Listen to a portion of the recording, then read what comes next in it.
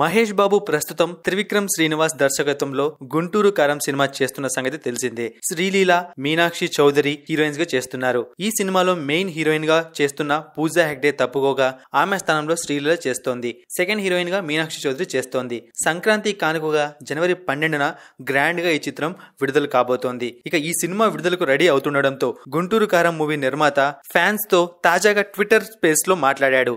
ఈ సందర్భంగా ఆయన మాట్లాడుతూ, అవకాశం ఉన్న మేరకు మూవీకి థియేటర్స్ కేటాయించేలా చూస్తామని, ఇప్పటికే ఫస్ట్ హాఫ్ బీజిఎం రికార్డింగ్ పూర్తి అయిందని, మూవీలో లాస్ట్ 45 నిమిషాల పాటు songs, entertainment, emotional, action scenes మరో రేంజ్లో ఉంటాయని తెలిపాడు. దీంతో ఫ్యాన్స్ తెగ సంబరపడిపోతున్నారు.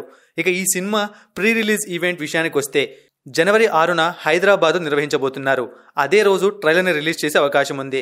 ఇక ఈ సినిమా రన్ టైం విషయానికి వచ్చాము అంటే 2 గంటల 44 నిమిషాల పాటు కొనసాగుతుందని అంటున్నారు.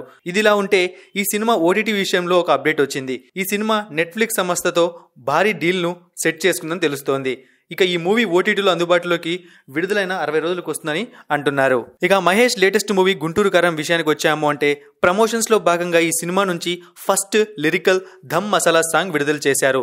దానికి మంచి రెస్పాన్స్ వచ్చింది. ఈ సాంగ్ విజువల్స్, మహేష్ స్వాగ్ మాత్రం కేక పెట్టిస్తోందని అంటున్నారు నెటిజన్స్. ఇక ఇంకో స్పెషల్ ఐటెం సాంగ్ ఈ సినిమాలో ఉండబోతోందని ప్రచారం జరుగుతోంది.